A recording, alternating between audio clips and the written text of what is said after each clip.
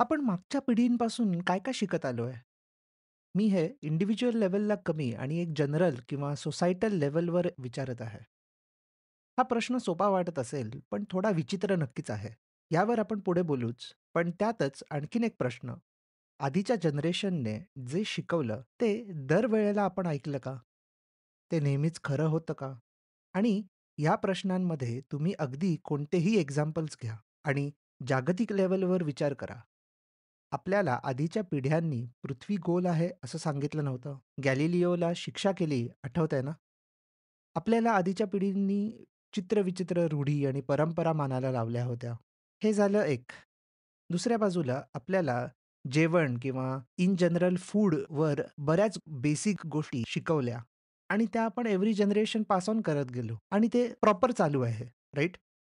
Similarly विज्ञानातले शोध.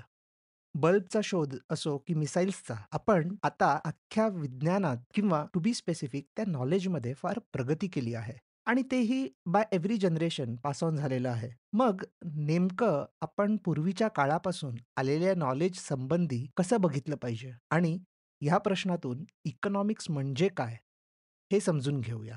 हो, economics पॉडकास्टचे 80 episodes नंतर हा विषय पाहणं थोडं विचित्र आहे. पण मला वाटतं, की आत्तापर्यंत केलेल्या एपिसोड्समधून तुम्हाला हे तरी समजलं असेलच, की तुम्ही विचार केलेला तसा हा विषय नाहीये.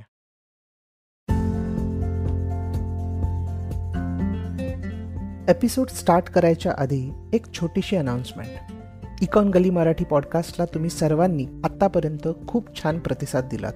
हा पॉडकास्ट प्रोड्यूस करणं सोपं नाही आहे. रिसर्च करणं, इंग्लिशमधून मराठीत ट्रान्सलेट करणं, स्क्रिप्ट बनवणं आणि मग रेकॉर्डिंग आणि एडिटिंग हे सगळं पकडून कमीत कमी एक अख्खा दिवस द्यावा लागतो.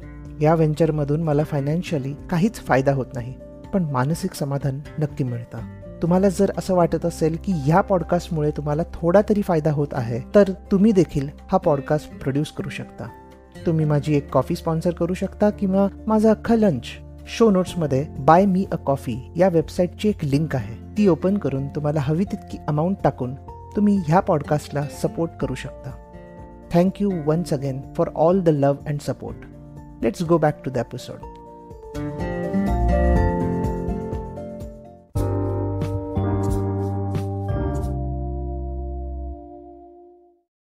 मी नुकताच मॉर्गन हाउसेलने लिहिलेलं एक आर्टिकल वाचलं. त्या आर्टिकलचं टायटल होतं "cumulative versus cyclical knowledge".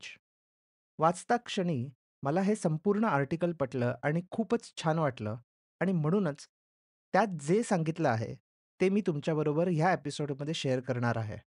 Show नोट्समध्ये लिंक आहे, सो तुम्हाला जर ओरिजिनल आर्टिकल वाचायचं असेल, तर तुम्ही डायरेक्ट ते वाचलंत तरी चालेल. फक्त या एपिसोडला सगळीकडे शेअर करून आणि या पॉडकास्टला वेगवेगळ्या ॲप्सवर रेट आणि सबस्क्राईब करूनच जा. So back to the article. 19व्या शतकात डॉक्टर्सना आपल्या आजूबाजूला इन्व्हिजिबल जर्म्स आहेत, हे माहिती नव्हतं. रादर पटत नव्हतं. त्यामुळे ऑपरेशन करताना ग्लोव्हज घालणं किंवा डिसइन्फेक्शन करणं वगैरे पद्धत नव्हती. आता पहा ना, मागच्या 3 वर्षात न दिसणारे जर्म्स आणि व्हायरसेस काय-काय करू शकतात, हे आपल्याला कळून चुकलंय.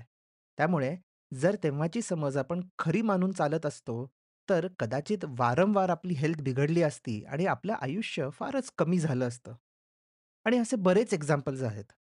अस्थमासाठी क्लोरोफॉर्म प्रिस्क्राईब करणं किंवा टीबीसाठी गाईचं दूध इंजेक्शनमधून घालून टोचणं, अशा वेगवेगळ्या पद्धती आणि अनसायंटिफिक गोष्टी याआधी आपण केलेल्या आहेत. पण आता आपण असं करणार नाही. आता जर्म्स आणि व्हायरसेसवर खूप रिसर्च झाला आहे. खूप मोठा टप्पा आपण ओलांडला आहे. काय बरोबर, काय चुकीचं हे माहिती आहे.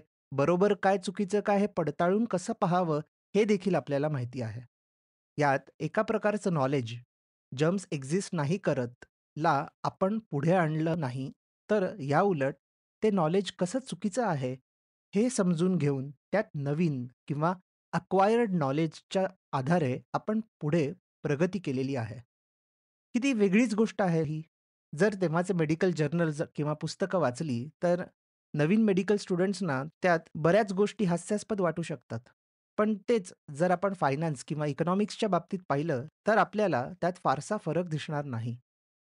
तेव्हाचे प्रॉब्लेम्स आणि आत्ताचे प्रॉब्लेम्स कदाचित स्केल आणि नेचरमध्ये बदलले असतील, पण त्या सगळ्या प्रॉब्लेम्सचा कोर किंवा मेन किंवा फंडामेंटल इश्यू सिमिलरच आहे.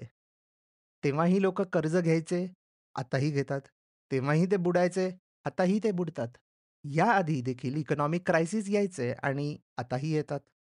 त्याचबरोबर सिमिलर प्रश्न शोधायच्या मागे आपण लागलो असतो. आता कुठे गुंतवायचं? कशात प्रॉफिट जास्त आहे? इंडिव्हिज्युअल रिस्क कशी आहे आणि केवढी घ्यायची? वगैरे, वगैरे. जुनी इकॉनॉमिक्स किंवा फायनान्सचे बुक्स अजूनही रेफरन्ससाठी बघितली जातात. इकॉनॉमिक हिस्ट्री नावाचा एक सेपरेट विषय असतो, ज्यात पूर्वीच्या काळात घडलेल्या गोष्टींचा खजिना असतो आणि त्यातून आता कोणते धडे घ्यायचे हे त्यात शिकवलं जातं. त्या आर्टिकलमध्ये मॉर्गन हाउसेल मुख्य प्रश्न विचारतात, की आपल्याला वर्षानुवर्षे तेच प्रश्न कसे काय पडतात आणि आपण त्याच सिच्युएशन्समध्ये परत-परत का अडकतो? तर ह्याचं उत्तर असं, की काही फील्ड्समध्ये क्वांटिफायबल ट्रुथ्स असतात. म्हणजे असं वास्तव जे आपल्याला मेजर किंवा मोजता येतं, लाइक ॲक्चुअल सायन्स. आणि काही फील्ड्स असतात, ज्यात एक्झॅक्टली काय कसं चालतं, हे वेग बिलीफ्स किंवा अस्पष्ट विश्वासांवर किंवा इंडिव्हिज्युअल सर्कमस्टॅन्सेस म्हणजेच वैयक्तिक परिस्थितीवर अवलंबून असतात. आणि त्यातलाच महत्त्वाचा विषय म्हणजे इकॉनॉमिक्स आणि फायनान्स. खरं तर हे विषय एका अर्थी खूप सायंटिफिक आहेत. म्हणजे यात नंबर्स असतात, थिअरीज असतात, डेटा मॉडेलिंग असतं, रिसर्च असतो आणि बरंच काही. पण तरी हे फिजिक्स किंवा केमिस्ट्रीसारखे एक्झॅक्ट किंवा अचूक सायन्स नाही आहेत. वर्ल्ड फेमस फिजिसिस्ट रिचर्ड फाइनमन एकदा म्हणाले होते, "imagine how much harder physics would be if electrons had feelings." याचा अर्थ, कल्पना करा की जर इलेक्ट्रॉनला संवेदना किंवा इमोशन्स असते, तर फिजिक्स किंवा भौतिकशास्त्र किती कठीण झाले असते. फिजिक्सचा बेस इलेक्ट्रॉन वगैरे आहेत आणि त्यांना इमोशन्स नाहीत. त्यांचं काम जे पृथ्वी फॉर्म झाल्यापासून सुरू आहे, ते आत्तापर्यंत सेमच आहे. पण economics is a study of human behaviour. इकॉनॉमिक्सचा बेस हा ह्युमन आहे आणि ह्युमन्सना इमोशन्स असतात. त्यामुळे इकॉनॉमिक्स शिकणं किंवा शिकवणं कधीही सोपं नसतं. जर 200 वर्षांपूर्वी घडलेल्या क्रायसिसमध्ये आपण एका प्रकारे वागलो असू, तर इट इज नॉट नेसेसरी की आपण आजच्या क्रायसिसमध्ये सिमिलर वागू. त्यामुळे आपल्या आजच्या बिहेवियरवरून उद्याची इकॉनॉमी अवलंबून आहे. त्यामुळे बिहेवियर संबंधित जे कोणते फील्ड्स आहेत, त्यात पास्ट नॉलेज दरवेळेला उपयोगी पडतंच असं नाही. या प्रकाराला मॉर्गन हाउसेल सायक्लिकल किंवा चक्रीय नॉलेज म्हणतात. कधी बरोबर, कधी चूक असं हे नॉलेज आहे. कॉन्टेक्स्ट, सिच्युएशन आणि पर्सनवर डिपेंडंट आहे. आणि फिजिक्ससारख्या एक्झॅक्ट नॉलेजला क्युम्युलेटिव्ह किंवा संचयी नॉलेज म्हणतायत. बेसिकली सायन्स रिलेटेड फील्ड्समध्ये आजचं नॉलेज कालपर्यंत असलेल्या माहितीमध्ये ॲड करू शकतो आणि ओव्हरऑल त्या फील्डमध्ये आपल्याला प्रगती दिसते. पण जे कोणते फील्ड्स बिहेवियरशी निगडीत आहेत, पैसा, रिलेशनशिप, सोशिओलॉजी, फिलॉसॉफी वगैरे, वगैरे, यातलं आजचं नॉलेज कालपर्यंत मिळालेल्या माहितीत डायरेक्टली ॲड करता येत नाही. माझ्या रिलेशनशिपमध्ये आलेले प्रसंग हे तुमच्या रिलेशनशिपमधल्या प्रसंगांपेक्षा वेगळे असतील. सो तुम्ही तुमच्या पॉइंट ऑफ व्ह्यूने त्याप्रकारे मला ॲडवाईस द्याल. तिसरी व्यक्ती तिसऱ्या पद्धतीने आणि चौथी चौथ्या पद्धतीने. त्यामुळे एक्झॅक्टली कोणता ॲडवाईस माझ्या रिलेशनशिपसाठी चांगला आहे किंवा असेल, हे मला डायरेक्टली कधीच कळणार नाही किंवा पुस्तक वाचूनही कळणार नाही. सिमिलरली पैशांबाबतीत आहे. माझे फायनान्शियल डिसिजन्स तुमच्या फायनान्शियल डिसिजन्सपेक्षा वेगळे असतील. माझ्या आई-वडिलांनी त्यांच्या काळात कधीही शेअर्समध्ये इन्व्हेस्ट केले नव्हते आणि म्हणून त्यांनी माझ्यापर्यंत आणलेल्या इन्व्हेस्टिंगविषयीचं नॉलेज हे एका अशा फॅमिलीपेक्षा वेगळं असेल, जी फॅमिली ब्रोकिंग किंवा शेअर ट्रेडिंग बिझनेसमध्ये इन्व्हॉल्व्ड आहे. त्यामुळे दोघांचेही पास्ड ऑन नॉलेज हे वेगळं असू शकतं. मी कधीही आई-बाबांना शेअर्समध्ये इन्व्हेस्ट केलेलं पाहिलं नाही. म्हणून मी शेअर्समध्ये इन्व्हेस्ट करायला जास्त एक्सायटेड होतो. दुसरा कोणीतरी अशा मताचा असेल, की तो कधीही शेअर्समध्ये इन्व्हेस्ट करणार नाही. कारण कदाचित त्याच्या पेरेंट्सचे पैसे शेअर मार्केटमुळे बुडालेले असू शकतात. सो यात एक्झॅक्ट नॉलेज ट्रान्सफर असं होणं अशक्य आहे. आणि म्हणूनच कदाचित इकॉनॉमिक्स एक इंटरेस्टिंग फील्ड ऑफ स्टडी होतो. मॉर्गन हाउसेल लिहितो, की cyclical knowledge and the inability to fully learn from others past experiences means you have to accept a level of volatility and fragility not found in other fields. याचा अर्थ अशा प्रकारच्या फील्डमध्ये जिथे लोकांच्या पास्ट एक्सपिरियन्सवरून फारसं कन्क्लुजन काढता येत नसतं. म्हणूनच ह्या फील्डमध्ये आपल्याला त्याची इंटरनल व्हॉलॅटिलिटी किंवा अस्थिरता आणि फ्रॅजिलिटी किंवा नाजूकपणा ॲक्सेप्ट करावा लागतो. ते म्हणतात की काही वर्षांनी असा एक दिवस येऊ शकतो, जेव्हा आपण कॅन्सरमुक्त जग बनवू शकतो. पण असं जग कधीच येणार नाही, जिथे एकही इकॉनॉमिक क्रायसिस होणार नाही. सो आय थिंक इकॉनॉमिक्सकडे बघण्याचा दृष्टिकोन थोडा बदलू शकतो. जर मी कोणीतरी असा मोठा बिग शॉट इन्व्हेस्टर असेल, लाइक वॉरेन बफे वगैरे आणि मी समजा ट्वीट केलं, की उद्या मार्केट पडेल किंवा उद्यापासून मंदी सुरू होईल, तर खरंच जागतिक मंदी येऊ शकते.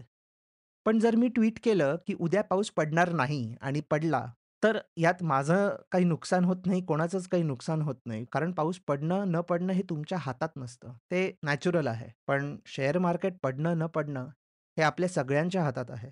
जर मी म्हणतोय, की शेअर मार्केट उद्या चालत राहील आणि इफ आय एम बुलिश आणि जर सगळ्यांनीच असा विचार केला, तर खरंच शेअर मार्केट पडणार नाही.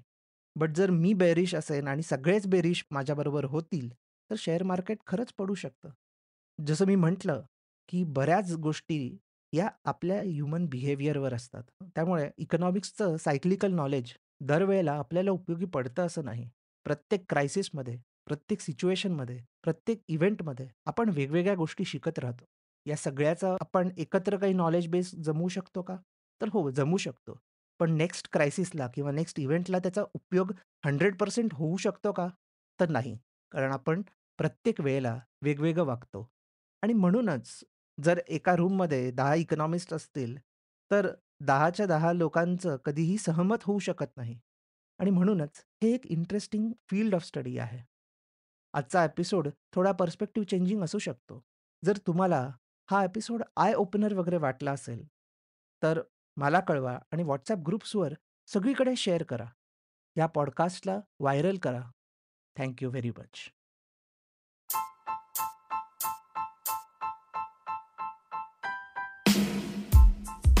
तुम्ही हा एपिसोड Spotify, इकॉन गली वेबसाईट आणि लीडिंग पॉडकास्ट ॲप्सवर ऐकू शकता. मी दर सोमवार, बुधवार आणि शुक्रवार नवीन एपिसोड्स घेऊन येतो.